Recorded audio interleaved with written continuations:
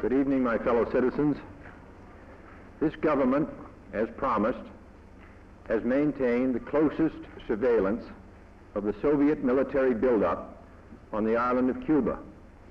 Within the past week, unmistakable evidence has established the fact that a series of offensive missile sites is now in preparation on that imprisoned island.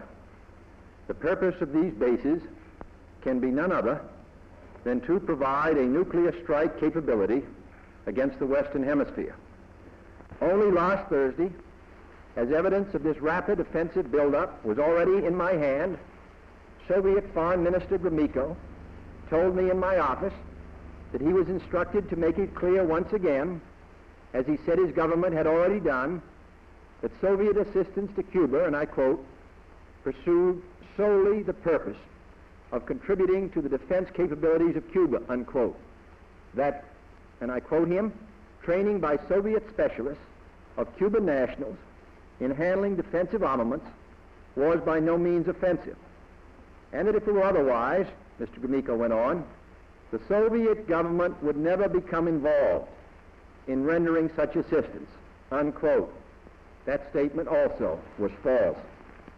Acting therefore in the defense of our own security and of the entire Western Hemisphere, and under the authority entrusted to me by the Constitution, as endorsed by the resolution of the Congress, I have directed that the following initial steps be taken immediately.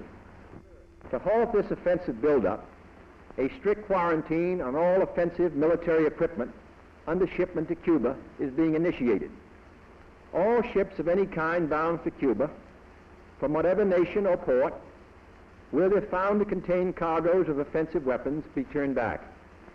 It shall be the policy of this nation to regard any nuclear missile launched from Cuba against any nation in the Western Hemisphere as an attack by the Soviet Union on the United States, requiring a full retaliatory response upon the Soviet Union.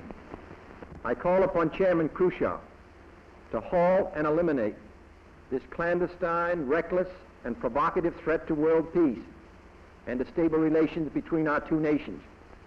I call upon him further to abandon this course of world domination and to join in an historic effort to end the perilous arms race and to transform the history of man.